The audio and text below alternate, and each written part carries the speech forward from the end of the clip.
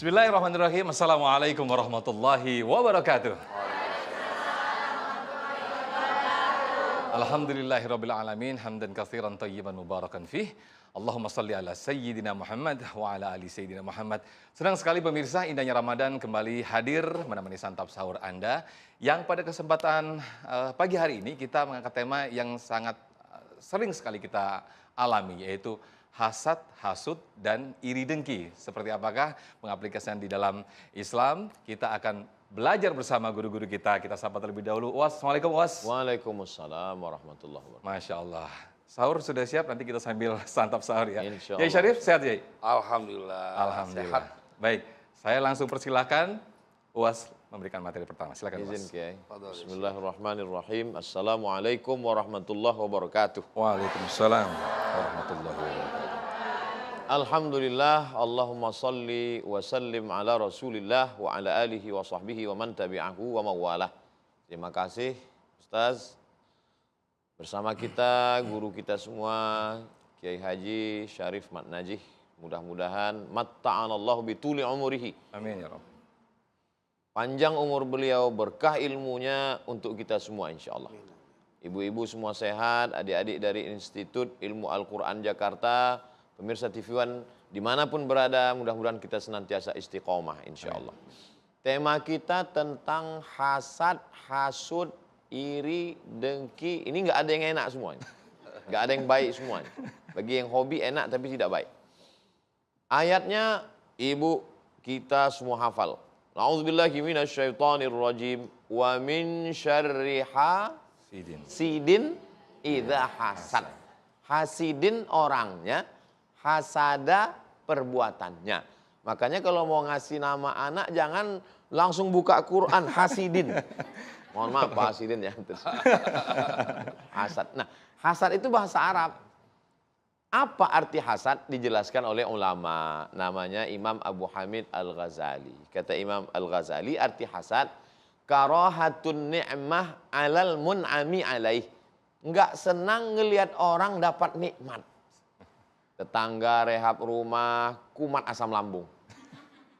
Dia beli mobil, langsung masuk ICU. Ini nggak senang lihat orang lain dapat nikmat, itu sudah hasad, tapi baru 50%. Nah, gimana cara mengkomplitkannya jadi 100? Gini caranya. Wa hubbu zawaliha, ingin supaya nikmat orang tadi jadi hilang. Nah, itulah muncul hasud, santet, black magic, dan seterusnya. Pergi ke dukun. Si Anu rumahnya bagus ya, kan satu kantor dengan kamu. Iya bagus, dia kan punya tuyul. Dulu sama kuliah kan? Iya. Sama kerja kan? Iya. Kok dia lebih dulu nikah? Iyalah, dia kan pakai pelet. Muncul hasud, iri, itu semua berawal dari hasad. Gak senang lihat orang lain dapat nikmat, disempurnakan dengan supaya nikmat orang itu hilang. Dosa yang pertama dilakukan oleh iblis adalah hasad. Kenapa? Karena dia nggak senang ngelihat Nabi Adam dapat nikmat. Wa idh qulna lil malaikati isjudu li Adam. Kami katakan kepada seluruh malaikat, bersujudlah kamu kepada Adam. Fasajadu, semua malaikat bersujud. Illa Iblis. Iblis nggak mau. Iblis dalam hatinya hasad, enak aja makhluk kemarin sore. Ini senior. Saya yang lebih dulu. Iblis beramal 1000 tahun naik langit pertama. 2000 tahun, 3000 tahun, 7000 tahun. Akhirnya selevel dengan malaikat. Tiba-tiba ada makhluk kemarin sore baru diciptakan, suruh sujud. Muncul hasadnya setelah hasad dan ingin supaya nikmat Allah hilang dari Nabi Adam. Maka dia pun menggoda. Fa'azallahuma syaitan. Datang dia. Setan dengan iblis Pak Ustadz. Komunitasnya namanya jin. Jin ini ada yang baik namanya jin muslim. Jin yang gak baik ini namanya setan. Induknya namanya iblis. Mana bukti bahwa iblis itu dari kalangan jin? Buka surat Al-Kahfi yang biasa kita baca malam Jumat.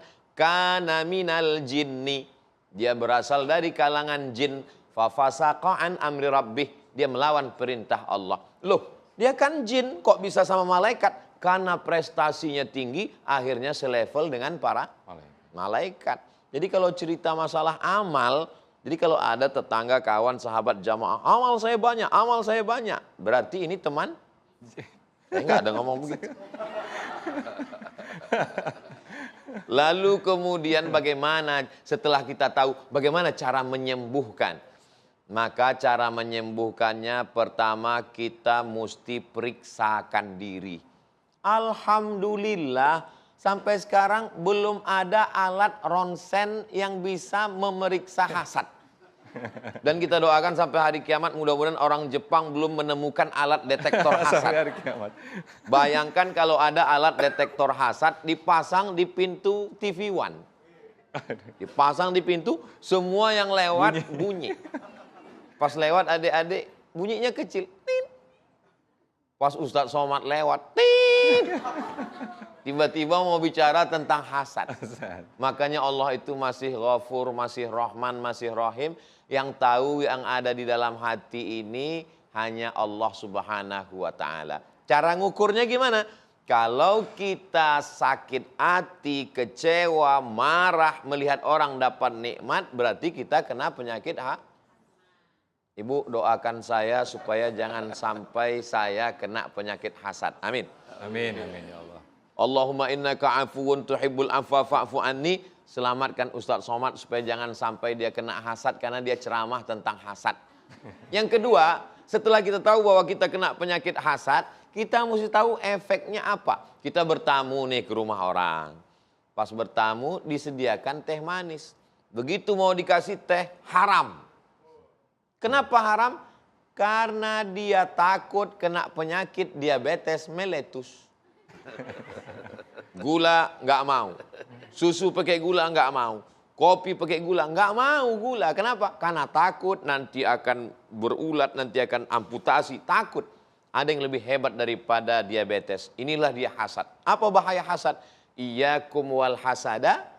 Jauhi penyakit hasad. Fa innal hasada. Karena sesungguhnya hasad. Ya'kulul hasanat. Memakan semua pahala. Tarawihmu hilang, witirmu melayang, puasa sunatmu terbang, bukaan puasamu nggak ada sama sekali. Gara-gara hasad.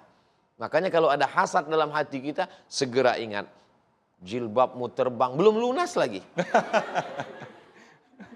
Yang ketiga bagaimana? Supaya kita tidak kena hasad. Orang yang dapat nikmat itu langsung kita doakan. Dapat surat undangan hari Ahad pernikahan. Langsung ini detak jantung. Bagaimana caranya? Langsung datang ke tempat kondangan. Naik ke atas pentas. Doakan dia. Barakallahu lakuma. Tapi biasanya orang kalau penyakit hasad bersarang. Dia nggak bisa nyanyi. Giginya rapat. Barakallahu lakum.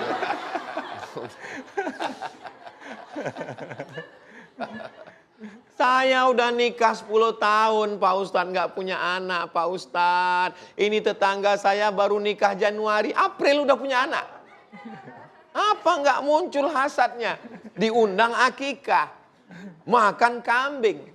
Pas ditanya, kamu besok datang akikah? Saya nggak bisa Pak Ustadz. Jangankan makan kambing, ngelihat kambing aja naik darah tinggi saya. Tetap datang. Bacakan doa, selamat ya, semoga menjadi anak yang soleh. Barakallahu laka fil mauhub wa syakartal wahib wa ruzikta birrahu wa balagha asyuddahu. Kalau bisa bahasa Arab, kalau nggak bisa gerak-gerakkan aja mulut. Doakan. Yang keempat, saat kita berdoa jangan hanya minta jadi orang yang soleh. Jangan cuma minta Allahumma ja'alni minat tawabin. Jangan cuma minta terima puasa. Allahumma tahhir qalbi. Sucikan hatiku. Saya nggak bisa bahasa Arab Pak Ustadz. Pakai bahasa Indonesia aja. Sucikan hatiku dari penyakit hasad. Hanya saja kalau berdoanya di masjid dekat teman jangan kuat-kuat. Khawatirnya didengar teman sebelah. Ya Allah berhentikan hati penyakit hasad. Dia tanya, hasad sama siapa? Nah, tapi kalau di rumah doalah hentikan hatiku dari penyakit hasad ini tetangga sebelah ya Allah. Minta kepada Allah Subhanahu wa taala. Ya muqallibal qulub, engkau yang membolak-balikkan hati, sabit qalbi ala dinik, kokohkan hatiku dalam agamamu, wa ala ta'atik, dalam ketaatan kepadamu. Mudah-mudahan kita semuanya selamat dari penyakit hasad. Amin, amin. Demikian Ya Allah, Ustaz ya Rabb, Sofyan. mudah-mudahan kita semua terhindar dari sifat hasad dan juga iri dengki. Nah, nanti di segmen berikutnya akan dilengkapi lebih dalam lagi bersama Kiai Haji Syarif Matnaji. Tapi kita sahur lagi, silakan Kiai. Ustaz, fadhal Ustaz.